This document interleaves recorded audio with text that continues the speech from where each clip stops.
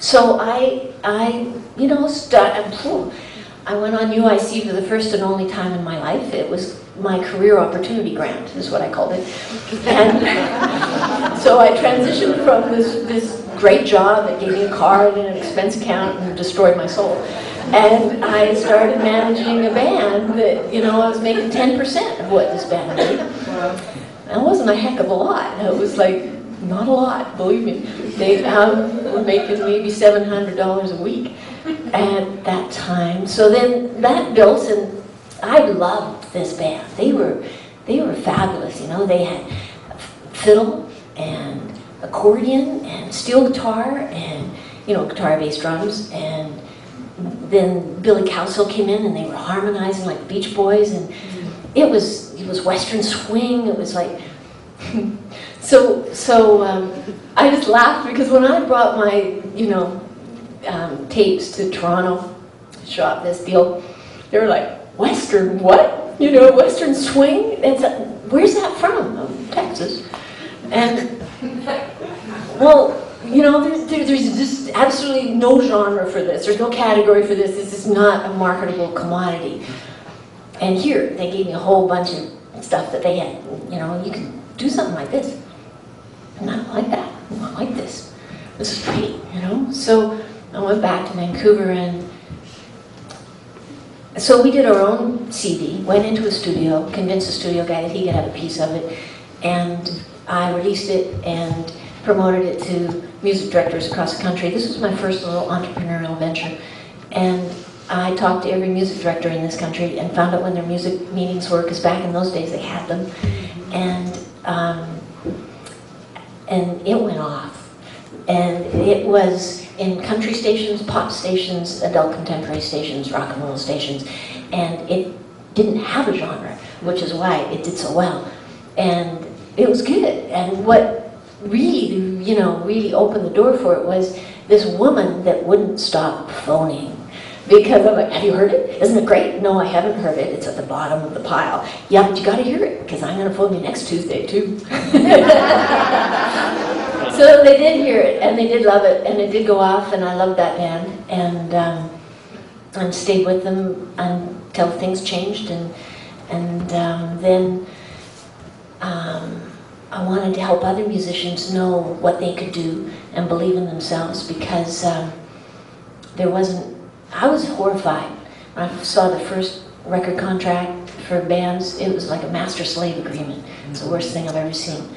And I negotiated a record deal for my band, and it was good, and they did well, and they had a few albums, and it was all fine, but then everybody wanted me to manage them, and it was like, I can't do this anymore. So I started with a small series of seminars and to show musicians what the music industry is about, and then that grew to be Music West, and it grew to be the largest music conference and festival in Canada. And we had at one point over 200 bands showcasing for 150 different talent scouts from all over the world, because I wanted them to see our musicians, because they were great. And through both of these things, what I want to share is that I didn't set out to create Canada's biggest sound recording industry conference and festival. I set out to help some musicians understand how the music industry works so that they weren't eaten alive. And because I really believed in what I was doing, other people believed in that. And I think that that was also, for me, having a vision of something that I could believe in, because I was looking for what to believe in. I'd sort of been, you know, there was a lot of things about the world I didn't believe in, but I could believe in music. Music was something that humanity did that I could really get behind and I could really believe. So what I discovered was a lot of people could believe in that, and that a lot of people could put all their energy into it. Music West had more than 450 volunteers. That's what Music West was. Music West was people saying, I love music, I love our original music, and I support it. And 200 clubs playing original music at a time when original bands couldn't get a gig, right? That was the problem. There was nowhere to play. So anyway, that's still going, Music West. After 10 years, it has a cycle for me. This, it takes 4 years to get it to where it's going, and then 5, 6 years, everybody's coming in, and then 7, 8 years, it's really going off, and it's making some money. 9 years, it's like, whoo, we landed it. 10 years, just for fun, because it's nice to do something that's already rolling. And then I'm done. Right? Because it's done, So then I gave it away and said, here, you go do this. Because this is good. It's good for the musicians. It's a good thing. But I don't want to keep doing this. I've already done it. So it's still going. It's 18 years later. It's much smaller, But Music West is still going. It's pretty cool that it's still going. So it still had enough love. It had an infrastructure. It had a base to it that could support itself. What I got interested in during Music West was Slam City Jam, because we created an all-ages venue because I wanted somewhere for the bands to play where you didn't have to be 19, because, music industry is controlled by the liquor industry, and I don't like that part. But anyway, we created an all-ages venue, and for kids under 19 to come together to listen to music, there needs to be more than that. There needs to be what's going to, add to this mix. So we saw all the alternative music was playing in clubs, and so, or was advertising in skateboard magazines. So we're like, okay, well, let's do a skate contest here. So they came together, and I was so blown away by the energy of that community. And when I found out that skateboarding was illegal, and that they were criminalizing our young sons for jumping on a board and being more brave and amazing than anything I'd ever seen in my life, I thought that was wrong. So, Slam City Jam is my social justice project.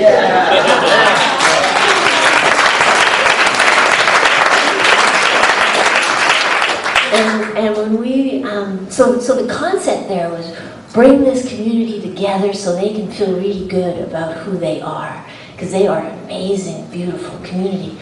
And at Slam City Jam, they reflected their music, their art, their video, their amazing athletic prowess. They did death-defying gravity, unbelievable feats that just, wow, So I got hauled into City Hall, and they said they wanted to meet with me, and I was like, that's cool. City Hall wants to meet with me, that's great.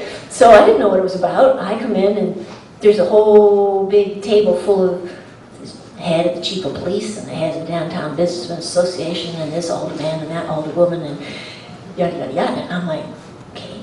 So, hi. And they were like, at one point, the Downtown Businessman held up Thrasher magazine. I went, look at this. And I was like, yeah, because there was like the world's best skateboarder going down railing in Vancouver. And I was like, isn't that amazing? and he was like, you don't get it. That's my railing. They're going down. And what are you going to do about it? And I was like, well, how about we build them skate parks so they got somewhere to play? Because these are the most amazing young men. This is our generation coming in. They've got a brand new way to be who they are, and you've turned them into criminals. I said, you're turning my son into a criminal. I turned to the head of the chief of police and said, you know what your policemen do when they see a young man on a skateboard? They take his board and break it in half and give it back to him.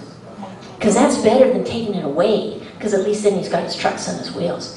That is the most outrageous, heinous act of violence that you could visit on an 8-year-old boy. Are you going to do something about that?